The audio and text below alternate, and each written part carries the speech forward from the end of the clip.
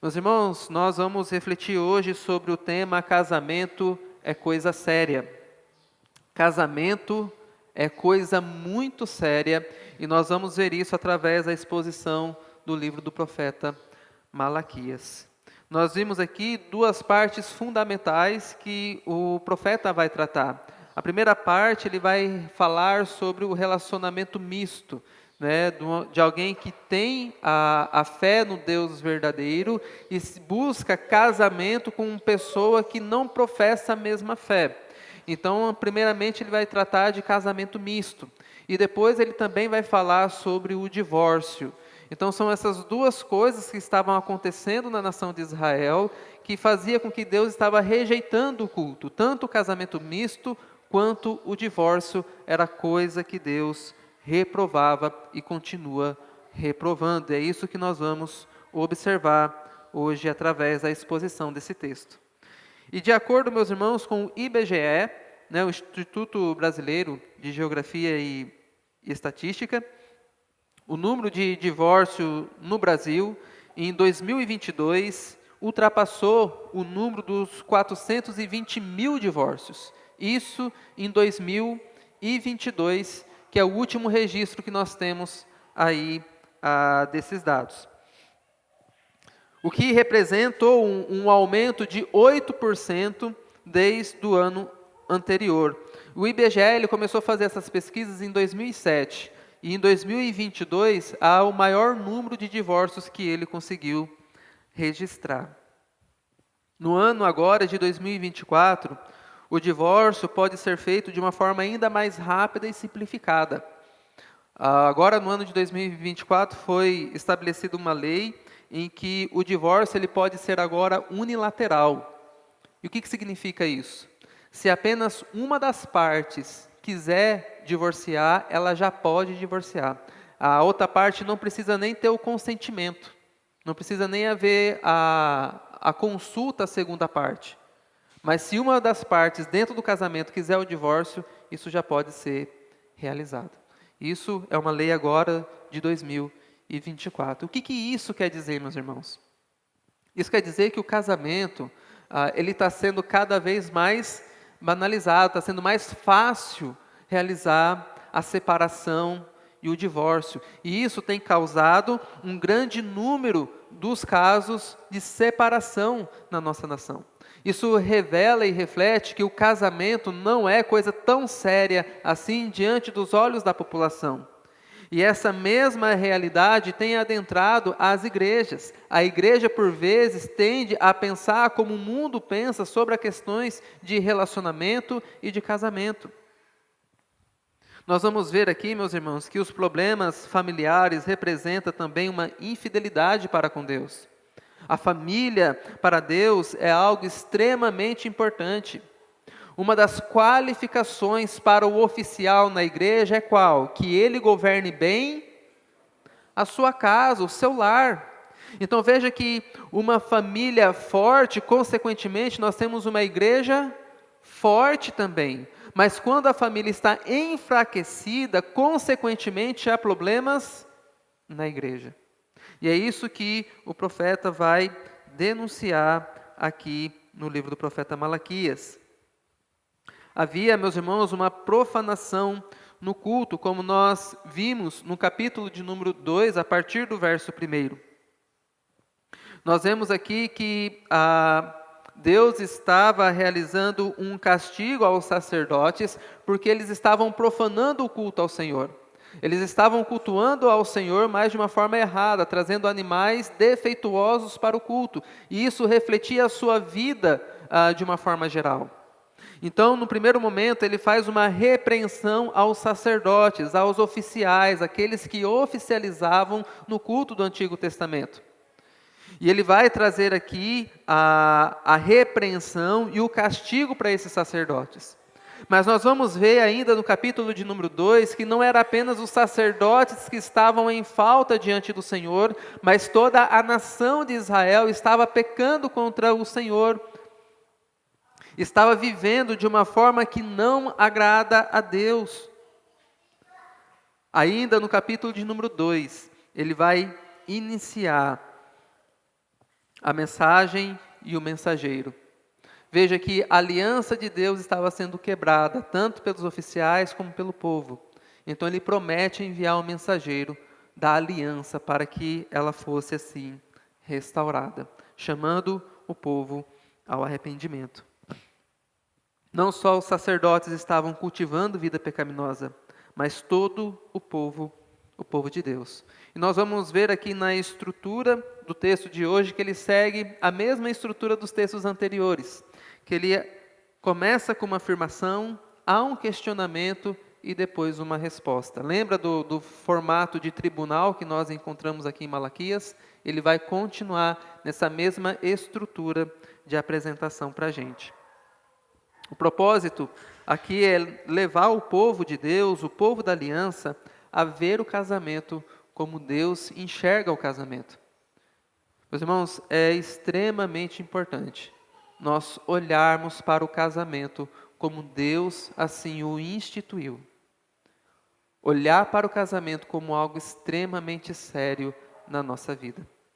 Nós devemos ter uma visão diferente daquilo que as pessoas do mundo, de uma forma geral, veem o casamento. Muitas pessoas buscam no casamento felicidade, buscam no casamento promoção, conforto, bem-estar, mas nós não devemos olhar para o casamento dessa forma.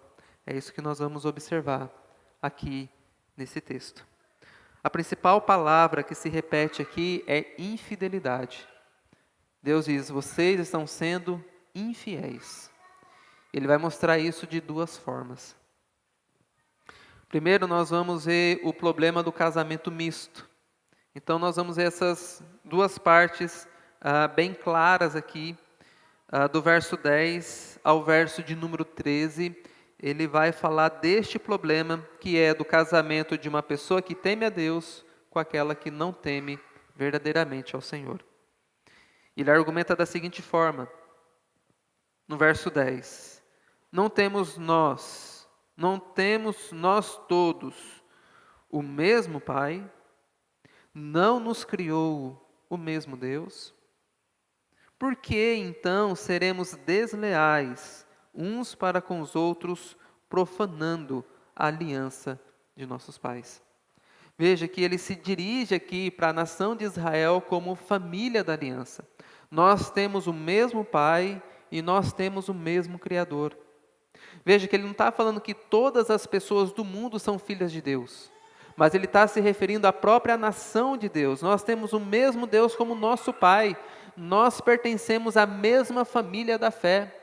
E aqui a nação de Israel é vista como família de Deus, assim como é a igreja. Nós pertencemos a uma única família, nós temos o mesmo Deus como nosso Pai. E esse mesmo Deus que é o nosso Pai, Ele é o nosso Criador que colocou as leis pelas quais nós devemos andar. Meus irmãos, é interessante observarmos esta questão da unidade do povo de Deus. E Deus trata eles aqui como se fosse como se fosse uma única família. Você na sua família particular, você tem o seu relacionamento pessoal. E esses relacionamentos exigem fidelidade. E assim também é como o povo de Deus. É interessante nós observarmos que, por vezes, nós temos mais intimidade e um relacionamento mais estreito com pessoas da igreja, com aqueles que são nossa própria família de sangue, indicando assim a nossa unidade como povo de Deus, que nós aqui, como igreja do Senhor, somos como famílias do Senhor.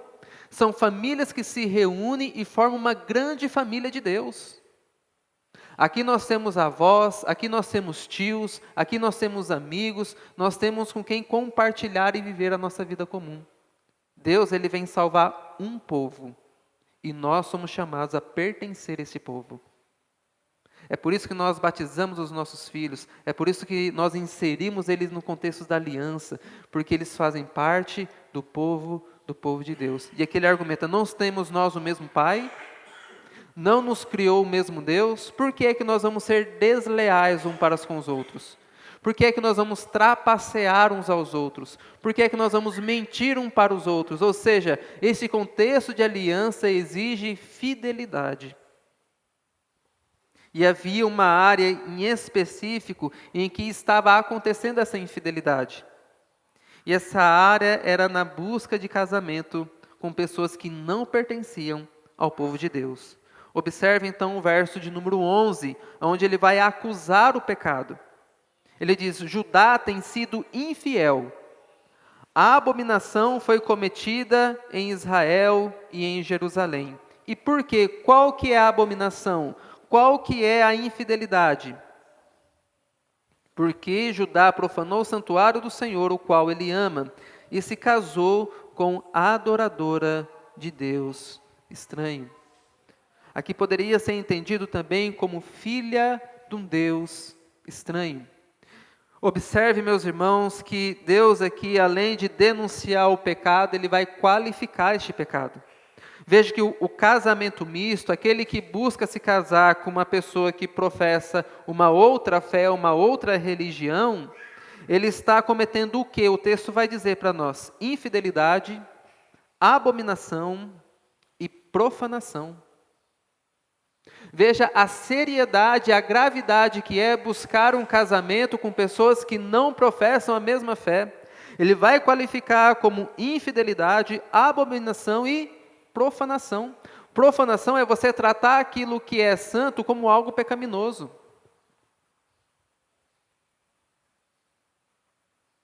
Além disso, meus irmãos, Deus aqui ele aponta as consequências para quem comete esse pecado. E aqui no verso 12 e no verso 13, nós vemos a oração de Malaquias. Ele vai dizer: o Senhor eliminará das tendas de Jacó aquele que fizer isso. Seja ele quem for, mesmo que apresente ofertas ao Senhor dos exércitos. Não importa quem seja, veja que aqui ele já está indicando que tanto os sacerdotes, como as pessoas de uma forma geral, estão realizando casamento mistos. E a consequência deste pecado é ser eliminado do povo de Deus. Veja a seriedade, a gravidade que isso tem para o Senhor.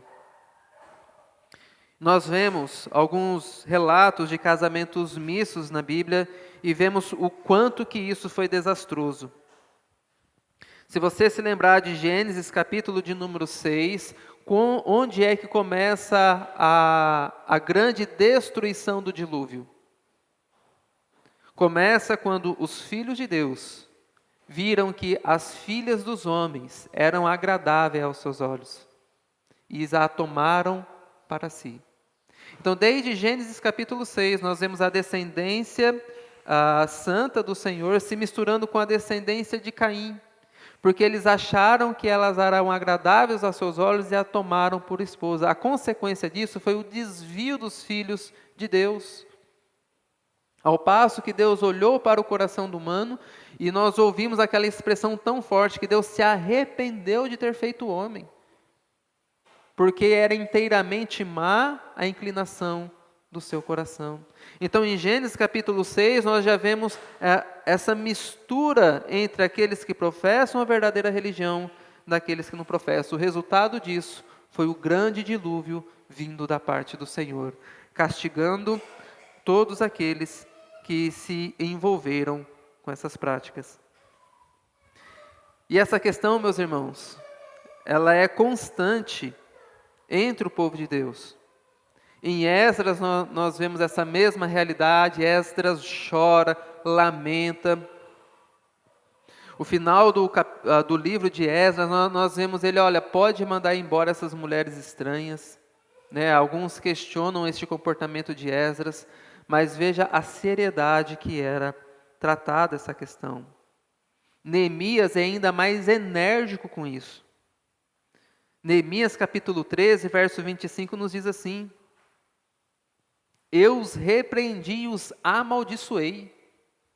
Neemias não apenas repreende aqueles que casam com pessoas que não professam a fé, mas ele lança maldição.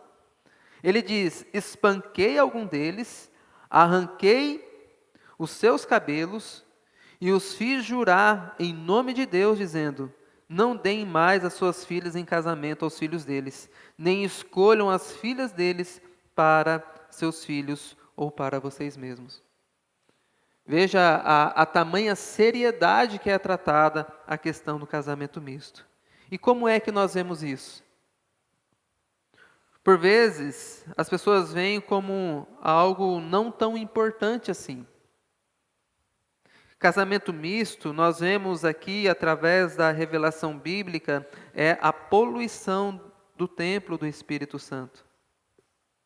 Vocês têm sido infiéis ao Senhor, buscando se relacionar com aqueles que não professam a mesma fé.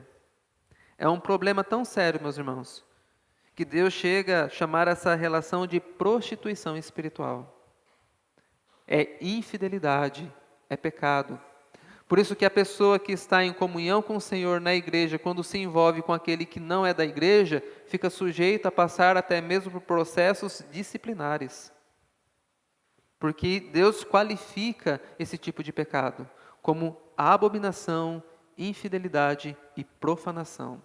Você está procurando problema para a sua vida. É isso que Deus está dizendo. Você está enfraquecendo a sua comunhão com o Senhor, buscando o casamento que não é daqueles que professam a mesma fé do que você. Deus aqui, meus irmãos, Ele não requer uma exclusividade de raça como o povo de Israel, mas Ele requer aqui uma exclusividade de fé. Porque nós vemos na história da redenção pessoas que não pertenciam à nação de Israel fazendo parte do povo de Deus. Nós temos a história de Noemi com a sua nora, com Ruth. Ruth chega a dizer para Noemi: o teu Deus é o meu Deus, o teu povo é o meu povo, aonde pousares, pousarei eu. E as pessoas às vezes usam no contexto de casamento, né? Mas é a declaração da nora para sua sogra. Depois que ela professou o Deus verdadeiro como o Deus da vida dela, ela se relacionou com quem? Com Boaz. Mas por que Boaz se relacionou com ela? Porque ela já professou a verdadeira fé.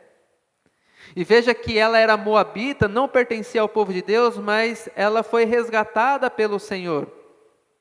Ela agora assume o Deus de Israel como seu Deus. E Deus é tão gracioso que faz dela ainda uma daquelas que seria a mãe do Redentor, da descendência de Cristo Jesus. Então não é uma exclusividade de raça, é uma exclusividade de fé que Deus exige. Nós encontramos o exemplo de Abigail, se casando com o rei Davi. Há vários exemplos daqueles que não eram povo de Deus e passou a ser povo de Deus. Então, o ponto central aqui não é que a pessoa não poderia se relacionar com quem não era israelita, mas era com aqueles que não professavam a mesma fé e a mesma religião. E, meus irmãos, mesmo você buscando relacionar, orientar pessoas a terem relacionamento com aqueles que professam a mesma fé, ainda tem problema? Ainda não é 100% garantia que vai dar tudo certo? Se já tem problema com aqueles que professam a mesma religião, o que dirá com aqueles que não professam a mesma fé? É por isso que é problema na certa. Então Deus exorta aqui de uma forma severa. Talvez você diga: mas eu conheço caso de pessoa que se casou com um descrente e deu tudo certo. A pessoa casou com aquele que não temia Deus e Deus mudou a vida dele, então eu vou buscar me envolver com essa pessoa para que eu sei que Deus pode transformar a vida dela. É pecado, meus irmãos.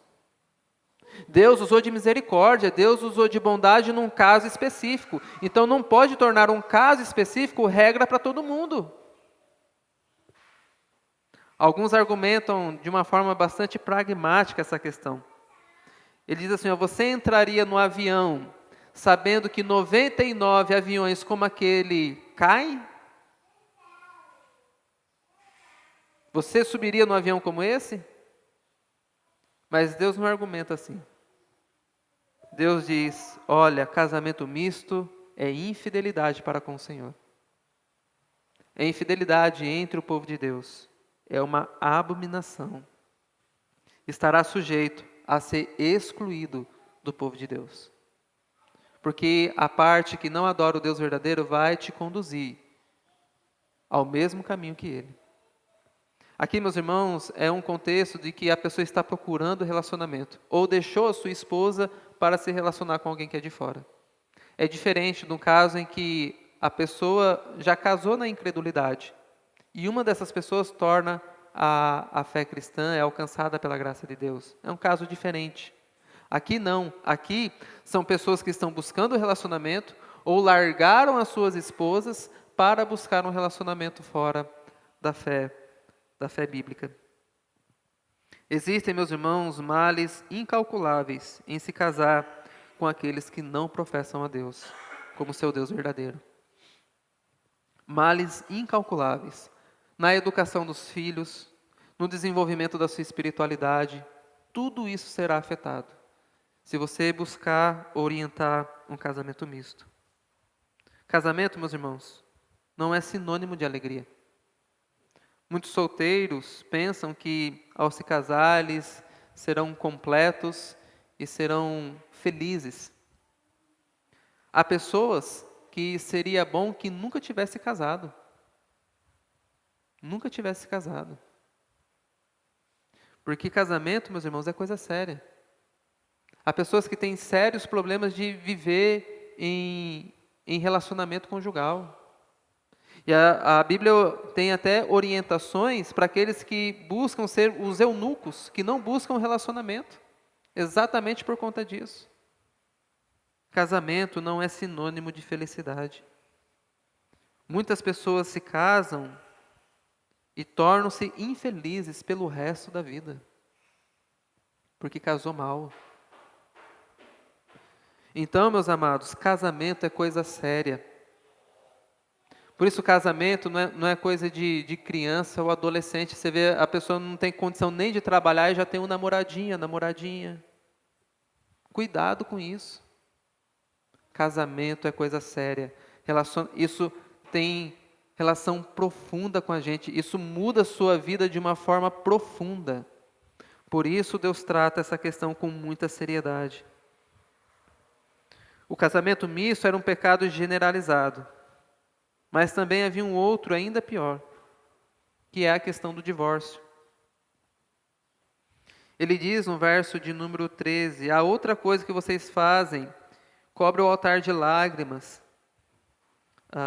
Cobrem de lágrimas o altar do Senhor, com choro e gemido, porque Ele já não olha para a oferta que aceita, e nem aceita com prazer.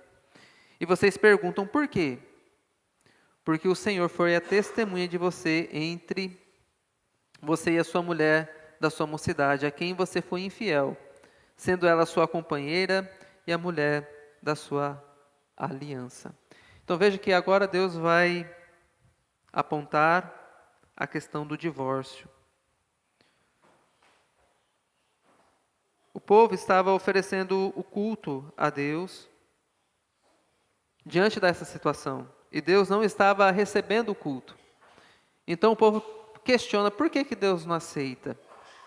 Ele vai dizer por conta do relacionamento misto, mas também por causa dos divórcios. Nós vamos ver, meus irmãos, algumas razões pelas quais Deus odeia o divórcio. E o como que a nossa vida como um todo está relacionada ao culto a Deus. Lembre-se do que o Senhor Jesus disse ao trazer a sua oferta ao altar. Se você se lembrar que o teu irmão tem algo contra você, deixa a sua oferta ali, vai se reconciliar primeiro com o seu irmão. Depois você volta e entrega a oferta ao Senhor. Então o que estava acontecendo aqui? A vida estava toda desregrada, a vida estava sendo vivida no contexto de infidelidade e de pecado. E era por isso que Deus não estava recebendo aquele culto de adoração a Ele. Então ele diz que o primeiro pecado é a questão do casamento misto, e agora ele vai apontar a questão do divórcio que estava acontecendo de uma forma deliberada. Ele diz no verso de número 24, no verso de número 14,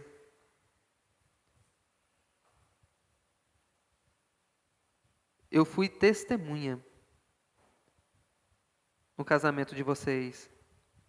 Porque o Senhor foi testemunha da aliança entre você e a mulher da sua mocidade. Por que que Deus, meus irmãos, odeia o divórcio? Primeira razão que Ele vai estabelecer: eu fui a testemunha do casamento de vocês. Quando nós vamos realizar a cerimônia de casamento, sempre tem uns padrinhos que são ali as testemunhas. E diante do nosso cenário, a testemunha está ali só para dizer, ó, aconteceu, eu vi que aconteceu, né? O casamento, eu vi as promessas que foram realizadas, ele está ali testemunhando, ele está presenciando e pode testificar que algo aconteceu ali, né? A união entre essas duas pessoas. Mas a testemunha diante aqui do contexto bíblico, ela era um pouco diferente. A testemunha ela não apenas participava como aquele que está assistindo e pode comprovar, mas a testemunha também era uma das responsáveis a fazer com que as duas partes da aliança fossem fiéis àquela aliança. Ou seja, quando você se casou com a sua esposa, o Senhor estava ali. E Ele foi a testemunha deste casamento. Ele foi a principal testemunha entre você e a sua esposa. Então ele, como o Senhor da aliança, ele diz, eu sou o responsável entre vocês, eu estava ali, eu testemunhei, e eu vi que você se comprometeu a ela se comprometeu a você, vocês juraram fidelidade, eu estava lá. Segunda coisa, além do Senhor ser a testemunha da aliança, e ele afirma, ela é a mulher da sua mocidade. Ela tem sido fiel a você por muito tempo. Apesar dos problemas, apesar das dificuldades, a sua esposa, o seu marido, é ele que está com você, é ela que está com você. Você não pode abandoná-la. Ou você não pode abandoná-lo. Ele afirma, ela é a sua companheira.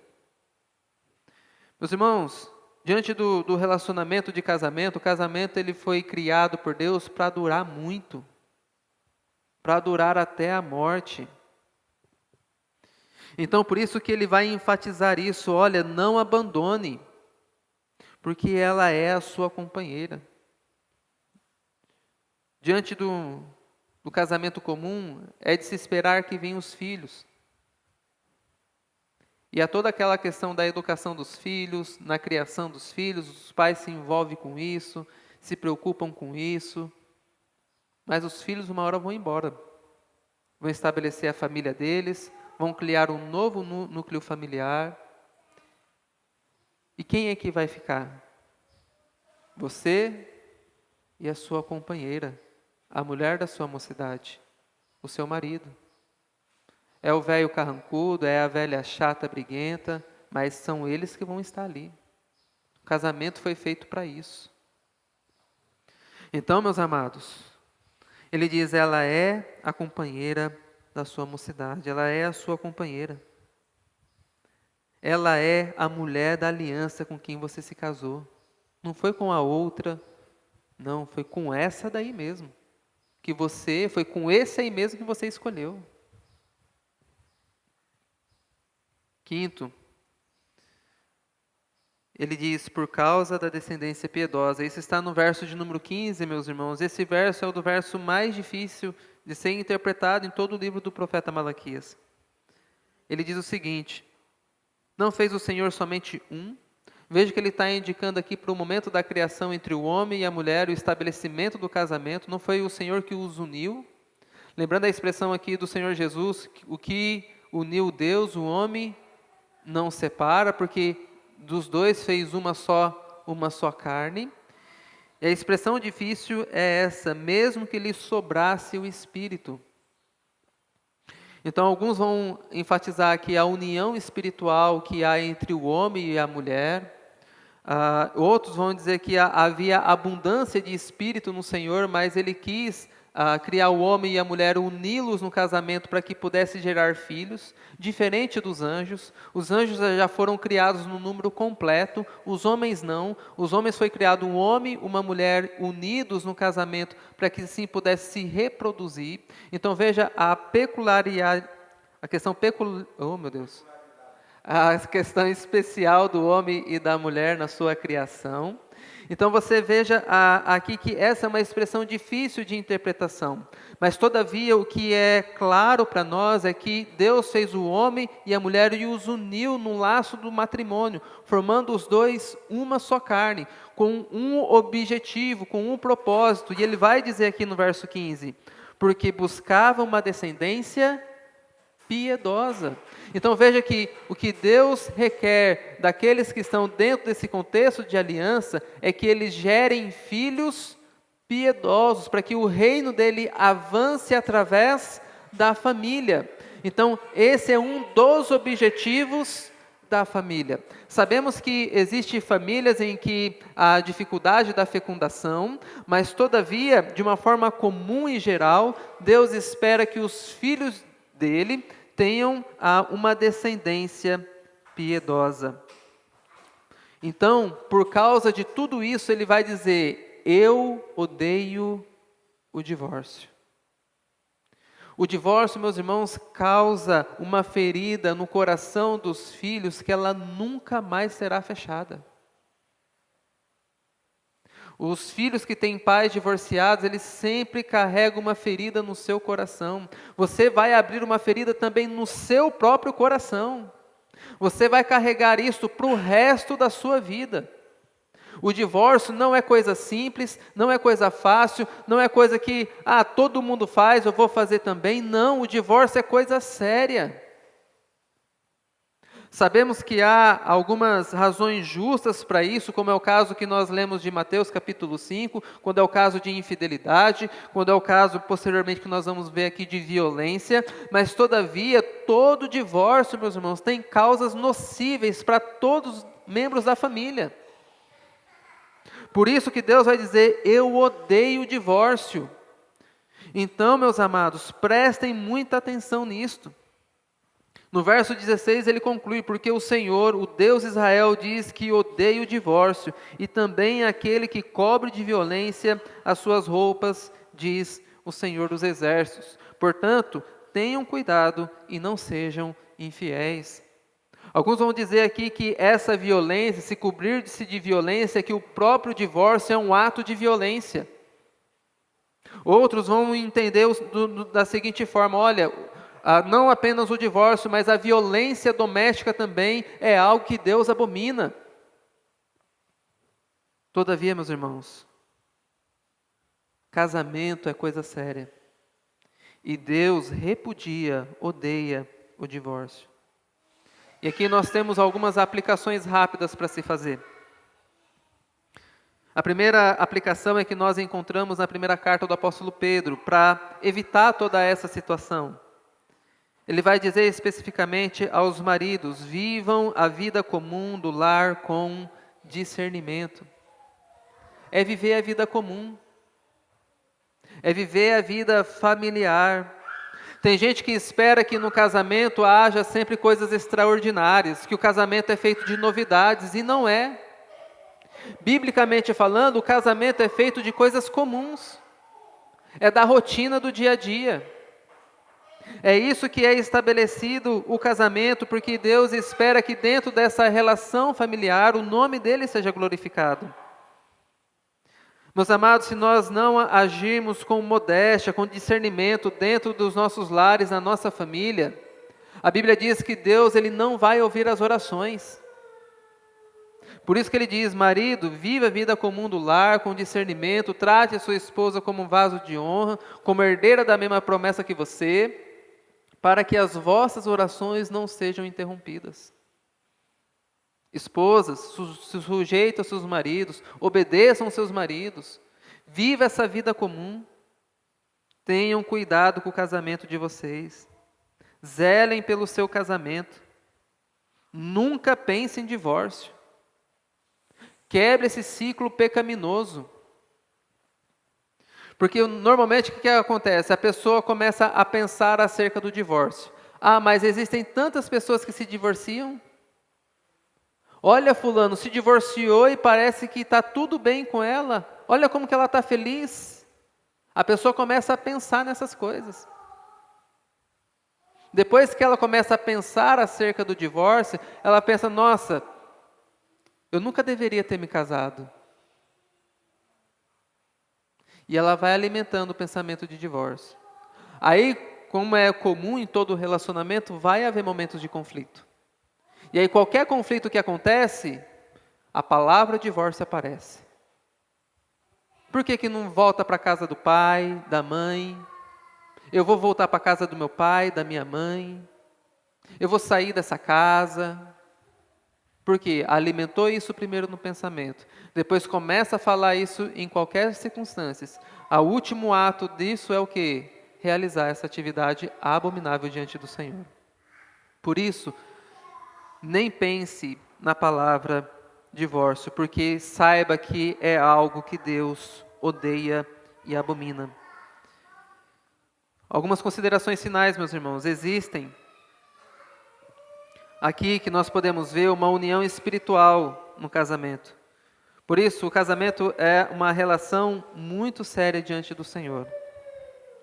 Nós devemos ter cuidado de nós mesmos e cuidado com quem estamos nos relacionando. O que sustenta um casamento não é a busca por felicidade, não é a busca pelos interesses próprios, mas é a fidelidade diante do Senhor de um para com o outro. Seja fiel ao Senhor, ao seu marido e à sua esposa. Para concluir, eu vou fazer a citação da carta aos Hebreus, no capítulo 13, que diz o seguinte: digno de honra entre todos seja o matrimônio, bem como o leito conjugal sem mácula, porque Deus julgará os impuros e os adúlteros. O Senhor Jesus, Ele foi e Ele é fiel à aliança. Nós podemos ter certeza de que Ele nunca nos abandonará. E essa deve ser também o nosso comportamento diante de uns para com os outros. Que o Senhor nos conceda a graça, a misericórdia, para colocarmos em prática tudo aquilo que nós aprendemos. Amém?